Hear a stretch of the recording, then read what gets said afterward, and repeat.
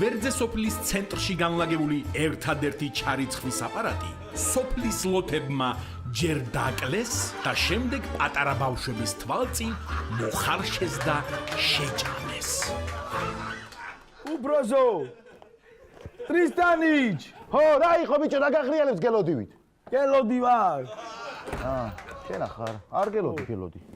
რა იყო, აბა? საქმე მაქვს შენთან. ხო, ყველაფერი ვიცი. ყველაფერი გავკაცო. რა ისა? რა სალაპარაკო ბაბა შენ ახლა? რას ვლაპარაკობ არა და რა იცი? რა ვიცი და ეხლავე მოგახსენებ ყველაფერს. შენ მე ხო იცი რა ტიპიცა ვარ. კაცო, როგორ არ ვიცი გელოდი?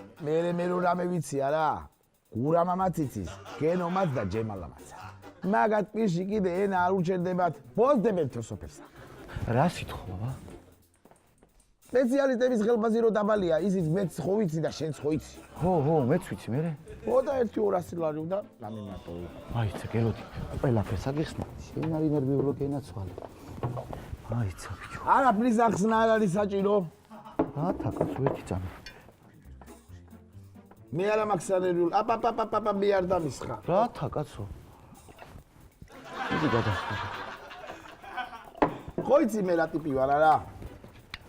ერთ-ერთ იქას რო დავლევ. ხილი დააყოლე. დავალ მე გურამასთან, ენოსთან, ჯემალასთან, დავაყოლებ კიდე ჭაჭასა. რაღაცებს მოუყვები.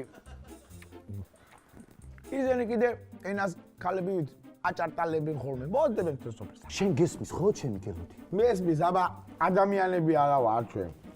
ცოლისთვის ვის არ უღალატნია. მაიცა ბიჭო შენ. რა გაიგე ერთი ჩემს? რა გავიგე და ცოლს რო ღალატო, აი გავიგე. ცოლს არა? ო, ცოლსა. გაუშვებას ხელი. აჯამი. ისიც თუ გავიგე არა, ვისთან ღალატობ? 1-200 ლარის წამატება კიდევ მოგიწევს. 200 არა ისე კიდე. მაიცა კაცო რა გაწყინე სად მიდიხარ? სადა და აი 200 ლარი რომ მოგიმატე, მაგის საშემოსავლო 20% უნდა დაგიქვითო, გაიგე? დამეკვიდე რა.